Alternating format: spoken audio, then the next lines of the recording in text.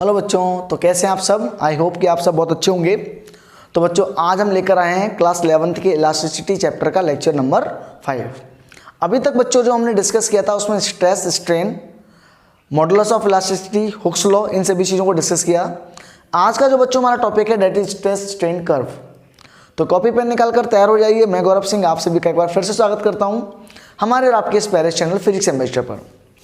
तो आइए बच्चों स्टार्ट करते हैं। सबसे पहले क्या करेंगे, हम एक ग्राफ ड्रॉ करेंगे या कार्टेशियन प्लेन लेने हैं जिसमें हम एक्स एक्सिस पे लेंगे स्ट्रेन और वाई एक्सिस पे लेंगे स्ट्रेस। ठीक है, सवाल जब आते हैं तो कभी स्ट्रेस पे स्ट्रेस और उस पे स्ट्रेन हो जाता है। तो जब क्वेश्चन आएगा तो मैं आपको क्वेश्चन करा दूंगा। फिलहाल आप ये जो बुक्स में वो इस तरीके से फॉर्मेशन, तो हम इसी तरीके को पढ़ेंगे। दूसरी बात, जो हम ग्राफ बनाएंगे वो ग्राफ सारी हर तरीके के मटेरियल के लिए सही हो ऐसा कोई ज़रूरी नहीं है। कुछ मटेरियल्स ऐसे होंगे जिसका इस ग्राफ से लेना देना दूर दूर तक कोई नहीं होगा। क्लियर है, हम वही पढ़ेंगे जो हमें बुक्स में या हमारे जो सिलेबस में दिया रहता है, हम उस चीज़ को फॉलो करेंगे। तो मान लो बच्चों, आपने क्या किया, एक मटेरियल लिया, उस मटेरियल पे आपने एक फोर्स लगाया, उस फोर्स की वजह से उसमें डेवलप हुआ एक स्ट्रेस, जिसकी वजह से उसमें आएगा स्ट्रेन। स्ट्रेस डेवलप हुआ जिसकी उसमें खिंचाव आया, जिसे हम स्ट्रेन बोलते हैं। ठीक है, कितना चेंज आया लेंथ में, उसे हम स्ट्रेन बोलते हैं। अब देखो आप, तो जब मैंने ग्राफ इसका उसको ग्राफ जब बनाया तो मैंने देखा शुरुआत में तो ये इस तरीके से ग्राफ बना, ओ से इस पॉइंट को मैंने ले लिया नाम ए। तो आपको दिखाई देगा कि शुरुआत में ग्राफ जो एक स्ट्रेट लाइन बनता है, यानी मैं छोटा सा फोर्स लगाता हूँ, छोटा सा डिफॉर्मेशन आता है, तो स्ट्रेस स्ट्रेन के डायरेक्टली प्रोपोर्शनल होता है। और ये बात बताई थी हमें हुक्स लॉ ने। हुक्स लॉ में यही बताया गया था कि अगर डिफॉर्मेशन बहुत छोटी तो स्ट्रेस और स्ट्रेन एक दूसरे के डायरेक्टली प्रोपोर्शनल होते हैं। तो इस चीज़ को हम कैसे लिखेंगे, पहले पॉइंट के हिसाब से लिख लेंगे कि ओ ए, या हम ऐसे लिख लें रीजन ओ ए फॉलो हुक्स लॉ। आपको दिख रहा है प्रोपोर्शनल है, क्या फॉलो करता है, हुक्स लॉ, यानी stress is directly proportional to strain. अगर आप स्लोप निकालोगे ओ ए ग्राफ की, स्लोप ऑफ ग्राफ क्या होती है, dy ओवर dx, जिससे में क्या मिलेगा, स्ट्रेस अपॉन स्ट्रेन। और आप जानते हो स्ट्रेस अपॉन स्ट्रेन क्या होता है, मॉडुलस ऑफ इलास्टिसिटी। ठीक है, जो कि हमने हुक्स लॉ में पढ़ा हुआ था। तो हमने देखा ओ से लेके ए तक क्या होता है बच्चों, स्ट्रेस डायरेक्टली प्रोपोर्शनल होता है स्ट्रेन के, यानी हम फोर्स लगाएं और छोड़ दें तो वापस अपने ये पे इलास्टिसिटी की प्रॉपर्टी दिखाएगा। और ये क्या हो जाएगा बच्चों, डायरेक्टली प्रोपोर्शनल होता है जब तक फोर्स लगाते जाओगे और ये खींचता जाएगा। बहुत बढ़िया। फिर क्या होगा बच्चों, आगे हमने देखा कि जब मैंने इसको और आगे इस पर और फोर्स लगाया तो ग्राफ कुछ इस तरीके से बना, इस तरीके से। एक पॉइंट ले लिया हमने बी, इस पे एक पॉइंट, कहीं पे भी एक पॉइंट सी ले लिया, और ये हमने लिया पॉइंट डी, और ये अंतिम पॉइंट ले लिया हमने ई। क्लियर है। फिर मैंने जिस पे और स्ट्रेस लगाया तो मैंने देखा और स्ट्रेस लगाने पे क्या हो रहा है कि स्ट्रेस कम लगाने पर भी, जब इसकी लिमिट ऑफ प्रोपोर्शनलिटी हो गई एक जगह कि ठीक है बड़ा स्ट्रेस लगाया स्ट्रेन लगाया, स्ट्रेस लगाया स्ट्रेन बढ़ा, स्ट्रेस लगाया स्ट्रेन बढ़ा, लेकिन एक जगह ऐसी आ गई जहाँ स्ट्रेस कम लगाया अब स्ट्रेन ज़्यादा आ रहा है, कम फोर्स लगाने पे ज़्यादा स्ट्रेन आ रहा है। ठीक है, तो अब स्ट्रेस इतना नहीं लगाना पड़ रहा लेकिन स्ट्रेन ज़्यादा आ रहा है। क्लियर है। तो यहाँ से यहाँ तक देखा हमने कि ए से लेके बी के बीच में जो इसकी प्रोपोर्शनलिटी है वो खत्म हो गई। इसका मतलब ए पॉइंट पर क्या है, लिमिट ऑफ प्रोपोर्शनलिटी है। तो हम लिख सकते हैं यहाँ पर कि इसको हम क्या लिख सकते हैं, limit of proportionality. Point A क्या है हमारा, लिमिट ऑफ प्रोपोर्शनलिटी, यहीं तक प्रोपोर्शनलिटी है तो मैंने लिख दिया इसको लिमिट ऑफ प्रोपोर्शनलिटी। क्लियर है। चलिए, फिर मैंने देखा ए से बी तक गया, मैं हमें आगे बढ़ाया, यहाँ प्रोपोर्शनलिटी तो खत्म हो गई है लेकिन मैंने ए से बी तक खींचा। अब बी के बाद जैसे मैंने अपने मटेरियल को छोड़ा, ये वापस अपनी ओरिजिनल पोजीशन में। इसका मतलब इलास्टिक प्रॉपर्टी जो है वो भी इसके अंदर बाकी है। ठीक है, यानी ये अपनी ओरिजिनल पोजीशन में जाता है। तो हालांकि क्या खत्म हुआ, ए से बी के बीच में ये स्ट्रेस डायरेक्टली प्रोपोर्शनल स्ट्रेन के नहीं है, पर अभी भी इसके अंदर इलास्टिक की प्रॉपर्टी बची हुई है, यानी आप जैसे डिफॉर्मिंग फोर्स को हटाओगे ये वापस अपनी ओरिजिनल पोजीशन में पहुंच जाएगा। तो इस चीज को हम लिख लेते हैं कि A to B stress is not directly proportional to strain, directly proportional to strain. ठीक है, और क्या देखा हमने कि at B if deforming force is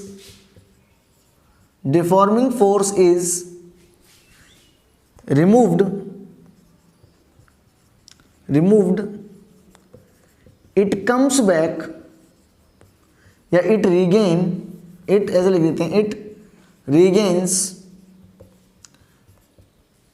original configuration.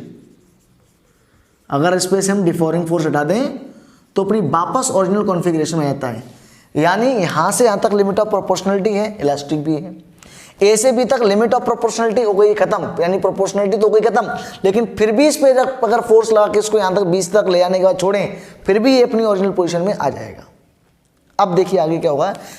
सी पे बी से आगे जाने पे देखा हमने कि बी से आगे जाके देखा हमने कि बी से आगे लेके गए और फोर्स हमने लगाया, तो हमने देखा कि जैसे मैं छोड़ता हूं उसको सी के, बी से आगे किसी पॉइंट पे, सी तो कहीं पे भी हो सकता है बी और डी के बीच में, तो बी से आगे जाने पर हमने क्या देखा कि जैसे ही मैं उसको छोड़ता हूं वो वापस तो आता है पर अपनी ओरिजिनल कॉन्फ़िगरेशन में नहीं आता। कैसे समझे, मान लो कि एक स्प्रिंग है, स्प्रिंग को अपन ने खींचा वापस आ गई, फिर अपना थोड़ा सा और खींचा फिर वापस आ गई। यानी पहले जब डायरेक्टली प्रोपोर्शनल था, खींचते गए बढ़ता गया स्ट्रेन, फिर मैंने और खींचा तो स्ट्रेस स्ट्रेन दोनों बढ़े, लेकिन कम स्ट्रेस पे स्ट्रेन ज़्यादा आया। लेकिन एक जगह ऐसा है कि बी से आगे आपने और खींच दिया ना तो स्प्रिंग वापस तो आएगी पर थोड़ी सी खुली हुई रह जाएगी स्प्रिंग, है ना। तो उसे वो पॉइंट कहाँ है, बी के बाद है, यानी बी और डी के बीच में है। तो इसका मतलब बी हमारी क्या है, बी तक तो परफेक्ट इलास्टिसिटी हो रही है, परफेक्टली वापस आ रहा है, पर बी के बाद नहीं आ रहा। तो मैं क्या लिखूंगा, बी हमारी क्या है बच्चों, इलास्टिक लिमिट है। बी क्या है बच्चों, हमारी इलास्टिक लिमिट है। और आफ्टर बी या हम ऐसे लिख दें कि बी इज इलास्टिक लिमिट। कुछ लोग इसको यील्ड लिमिट ही बोलते हैं, कुछ बुक्स में इसको यील्ड लिमिट के नाम से भी लिखा हुआ होता है। ठीक है, यील्ड लिमिट। तो ऑपरेटर में देखा कि आफ्टर बी क्या होता है, मैंने क्या बताया कि जैसे बी से ऊपर गए फिर छोड़ा तो देखा उसमें कुछ ना कुछ पूरा वापस नहीं गया, यानी उसके अंदर कुछ स्ट्रेन वापस रह गया, थोड़ा सा खिंचाव रह गया, जिसे हम कहते हैं परमानेंट स्ट्रेन। क्या बोलते हैं, परमानेंट स्ट्रेन। तो मैं सी पे गया, मान लो बी से आगे सी पे गया, सी के बाद जाके देखा कि सी पे पहुंचने देखा कि उसमें कुछ ना कुछ स्ट्रेन रह गया, जिसे हम कहते हैं परमानेंट स्ट्रेन। इसको नाम देता हूँ पी, परमानेंट स्ट्रेन। क्या ही प्रॉपर्टी दिखा रहा मटेरियल, पहले तो डायरेक्टली प्रोपोर्शनल, फिर प्रोपोर्शनलिटी खत्म हो गई, यहाँ तक लिमिट अपनी वापस बी तक खींचने पर वापस अपनी पोजीशन में आ रहा है, पर जैसे मैं सी पे पहुँचता हूँ तो ये इसमें कुछ ना कुछ परमानेंट है। इस बी से लेकर डी के बीच में कहीं पहुँचता तो परमानेंट स्ट्रेन आ जाता है। अब परमानेंट स्ट्रेन किस में आ जाता है, जिस चीज़ को आप प्लास्टिक ले लो, प्लास्टिक कैसे मोड़ो, मुड़ी रह जाएगी, है ना। तो प्लास्टिक क्या है, प्लास्टिक एक प्लास्टिक में क्या आता है, परमानेंट स्ट्रेन। तो इसीलिए हम बच्चों बी से लेके डी के बीच में प्लास्टिक रीजन बोलते हैं। क्या बोलते हैं, प्लास्टिक रीजन। और ओ से लेके बी तक इलास्टिक रीजन। तो पहले मैं क्या लिखूंगा, आफ्टर बी इफ या after be on removal of deforming force a permanent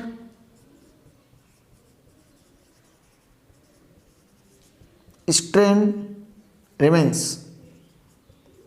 एक परमानेंट स्ट्रेन रिमेन्स होता है, मतलब रह जाता है। ठीक है, बी के बाद क्या होता है, डिफॉर्मिंग फोर्स हटा भी लो ना, बी के बाद क्या हो रहा है, डिफॉर्मिंग फोर्स हटा लिया, लेकिन फिर भी उसमें थोड़ा बहुत परमानेंट स्ट्रेन रह गया, वापस तो आएगा पर परमानेंट स्ट्रेन रह जाएगा, यानी कुछ साइज पहले से बड़ा रह जाएगा उसका, तो उसमें एक परमानेंट स्ट्रेन आ जाएगा। तो आप देख रहे हो कि बी तक तो भैया इलास्टिक रीजन है, यानी बी तक तो परफेक्टली इलास्टिक है। तो हम इसलिए हम क्या लिखते हैं, रीजन ओ बी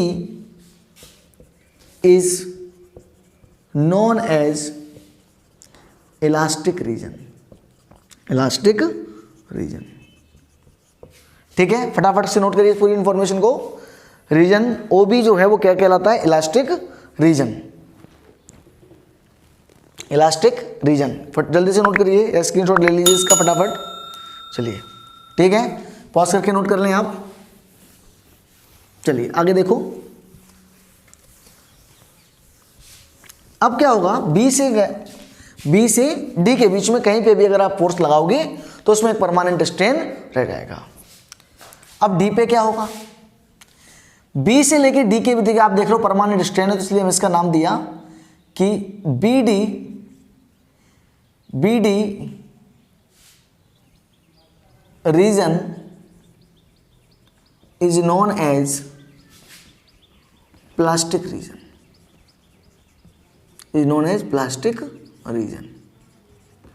ठीक है, बी डी क्या होता रीजन है, प्लास्टिक रीजन। अब क्या होगा, अगर मान लो बी से लेके डी तक पहुंच गए, अब डी तक अपन ने खींच के उसको खींच लिया, लेकिन जैसे ही डी से डी पर पहुंचे आप, अब आपने अगर और स्ट्रेस लगा दिया ना तो उस मटेरियल की जान निकल जाएगी, मतलब वो टूट जाएगा। इसलिए हम डी को क्या बोलते हैं, ब्रेकिंग स्ट्रेस। क्या बोलते हैं बच्चों, ब्रेकिंग स्ट्रेस, यानी वो टूटना स्टार्ट हो जाएगा। ब्रेकिंग स्ट्रेस यानी वो टूटना स्टार्ट हो जाएगा एट पॉइंट डी। वो स्ट्रेस इतना स्ट्रेस हो जाएगा कि वो वहाँ से टूटना स्टार्ट कर लेगा, अब वो झेल नहीं पाएगा स्ट्रेस को। क्लियर है, जैसे आपने मैगी देखी है ना, मैगी के ऐसे ऐसे खींचो ऐसे, तो पतली पतली पतली होकर खिंच जाती है ना, पहले तो खींचती है फिर पतली पतली होती जाएगी, यानी उसके अंदर खिंचाव आता जाएगा, वो बी डी प्लास्टिक रीजन बनता जाएगा। फिर देखो बाद में आके बिल्कुल लिक्विड की तरह पतली, है ना, तो वो डीप के बाद ऐसा होता है। तो जैसे आप डी पे पहुंचे, यहाँ पर टूटने लग गया। अब मान लो आपने और स्ट्रेस दे दिया, इवन आपने स्ट्रेस को कम भी कर दिया ना, देखो स्ट्रेस कम हो रहा है, देखो स्ट्रेस की वैल्यू नीचे आ रही है स्ट्रेस, लेकिन फिर भी इसमें स्ट्रेन आ रहा है, यानी एट ई क्या होगा, एट ई यानी हमें लिख दें यहाँ पे D is maximum, at D maximum stress हो सकता है, इससे ज़्यादा स्ट्रेस नहीं ले पाएगा, और इसे हम क्या कहते हैं, ब्रेकिंग स्ट्रेस। क्या बोलते हैं बच्चों, ब्रेकिंग स्ट्रेस, ब्रेकिंग स्ट्रेस। ठीक है, after D even less, even ऐसे लिख दें, even a reducing stress, reducing stress cause more strain, है ना। डी के बाद क्या हो रहा है कि स्ट्रेस कम करने पर भी इसके अंदर स्ट्रेन ज्यादा आता है, and material starts flow like a liquid, यानी इसको हम बोलते हैं फ्रैक्चर पॉइंट या फिर और रप्चर पॉइंट। ठीक है, फ्रैक्चर पॉइंट या रप्चर पॉइंट। तो आपने क्या सीखा कि ए तक तो डायरेक्टली प्रोपोर्शनल, इसलिए इसको लिमिट ऑफ प्रोपोर्शनलिटी बोलते हैं। बी इलास्टिक लिमिट है, यहाँ तक ले जाकर छोड़ने पर भी ये अपनी ओरिजिनल कॉन्फिगरेशन में आ जाएगा। बी से लेकर डी के बीच में ये अपनी ओरिजिनल पोजीशन में नहीं आता, इसमें परमानेंट स्ट्रेन आता है, जिसकी वजह से इसको हम क्या बोलते हैं बच्चों, प्लास्टिक रीजन बोलते हैं। बी से डी के बीच में डी हमारा ब्रेकिंग स्ट्रेस होता है, इससे ज़्यादा स्ट्रेस ये नहीं ले सकता। और डी से ई के बीच में बच्चों अगर आप अब तो आप उसको कम भी करते जाओगे ना स्ट्रेस को, तब भी ये बहुत ज़्यादा स्ट्रेन लेगा और ये फ्लो करना स्टार्ट कर देगा लाइक ए लिक्विड। क्लियर है बात, नोट कर लीजिए इसको फटाफट, जल्दी से नोट कर लीजिए। चलिए नोट कर लिया, पॉज करके नोट कर लें। अब एक चीज़ देखिए, आप जैसे जानते हो कि मटेरियल की प्रॉपर्टीज होती हैं, आपने देखा ब्रिटल मेटल होते हैं, डक्टाइल होते हैं, और ठीक है, तो जैसे डक्टाइल मटेरियल्स आगे लिखेंगे, मटेरियल्स कौन से, डक्टाइल। डक्टाइल कौन से होंगे मटेरियल, आप बताओ कौन सा रीजन ज़्यादा होना चाहिए। डक्टाइल क्या होता है, जिसके तार खींचे जा सकते, बड़े बड़े लंबे लंबे तार खींचे जा सकते हैं, तार बना सकते हैं जिनसे, या टेंसाइल भी बोल सकते हैं, इनका ज़्यादा खींच के लंबा किया जा सकते हैं। तो जितने भी डक्टाइल होंगे उसमें कौन सा रीजन ज़्यादा होगा, ये वाला कि ये बी से डी वाला। आप जानते हो डक्टाइल तो खींच के परमानेंट स्ट्रेट करना है, परमानेंट स्ट्रेन कब आता है, बी से लेकर डी के बीच में, यानी हम कह सकते हैं डक्टाइल और टेंसाइल होता है, उसमें प्लास्टिक रीजन जो होता है बच्चों बहुत ही लार्ज होता है, plastic region is very large. तभी जितना ज़्यादा प्लास्टिक रीजन होगा उतना ही वो डक्टाइल या टेंसाइल होगा। दूसरा होता है ब्रिटल। ब्रिटल कौन से होंगे, ब्रिटल का मतलब जल्दी आसानी से टूट जाने वाले। ब्रिटल कौन से होते हैं, आसानी से टूट जाने वाले। अब देखो अगर ये रीजन बहुत छोटा हो यानी डी इधर पास में आ जाएगा तो क्या होगा, जैसे खींचेंगे तो डी पास में होगा, डी क्या है ब्रेकिंग स्ट्रेस यानी टूट जाएगा आसानी से। तो डी जो है ब्रेकिंग स्ट्रेस में अगर टूट जाएगा तो मैं कह सकता हूँ कि इसका प्लास्टिक रीजन कैसा हो, देखो ये बहुत पास में आ जाए तो plastic region is very small, plastic region is very small. और तीसरा होते हैं बच्चों इलास्टोमर्स। इलास्टोमर्स का मतलब होता है जिससे कितना ही खींचो, है ना, खींचो वापस अपने, जैसे रबर होती है, खींचो और छोड़ दो वापस, ठीक है ना। तो उसमें ठीक है, उनमें क्या होगा, इलास्टिक रीजन बहुत बड़ा होगा, इलास्टिक रीजन बहुत बड़ा होगा तभी तो ये होगा। तो यानी कंप्लीटली जो ये रीजन आपका ये ओ से लेके बी का रीजन जो है ये बहुत ज़्यादा होगा, यानी इसके अंदर सेट परमानेंट स्ट्रेन आना ही नहीं चाहिए, स्ट्रेन परमानेंट नहीं आना चाहिए कि आप कितना ही खींच दो फिर ही वापस आ जाए, इसका मतलब इसमें प्लास्टिक रीजन नहीं होना चाहिए। परमानेंट स्ट्रेन आ गया मतलब वो प्लास्टिक रीजन है, तो इसका मतलब ये इसमें क्या होगा, no plastic region, no plastic region, no plastic region and elastic region is very large. Plastic region तो हो ही नहीं और elastic region is very large, बहुत बड़ा हो, या हम ये भी कह सकते, ठीक है, elastic region is very large.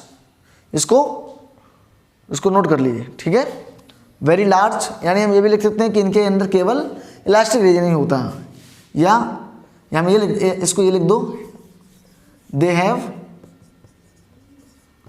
Have only elastic, आप ये भी लिख सकते हो, they have only elastic region, कि इलास्टिक खींच दो छोड़ दो, खींच दो छोड़ दो, क्लियर है, इलास्टिक रीजन बहुत ज़्यादा होता है। कैप तो गिरना ही है ना। चलिए नोट कर लीजिए फटाफट, एक सवाल करते हैं इसका। चलिए मिटा दूं, चलिए एक सवाल लिख लेते हैं। क्या सवाल है हमारे पास, इंपॉर्टेंट क्वेश्चन, कि आपको एक सवाल दिया गया जिसमें आपको एक ग्राफ दिया गया। क्या दिया गया बच्चों, एक ग्राफ दिया गया था, और वो ग्राफ किस तरीके का था, ध्यान दो। ये आपका यहाँ से एक ऐसे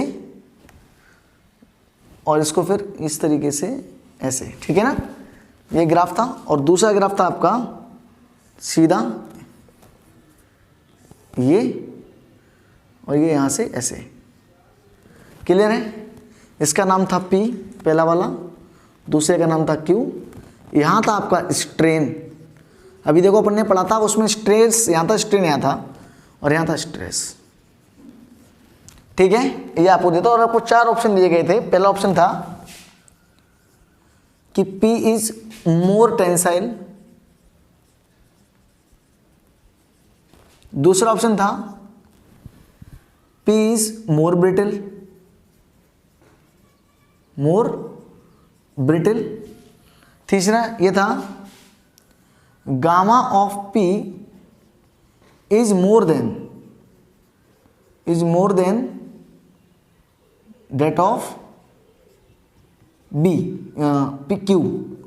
ठीक है। यानी क्या था कि जो इसका इंग्लिश मॉडुलस है P का, वो जो है Q से ज़्यादा है, ठीक है। और एक ऑप्शन था कि P has more tensile strength, D क्या था हमारा, P हैज़ मोर, सॉरी ये तो हो गया, P इज मोर टेंसाइल, दूसरा था Q इज मोर टेंसाइल,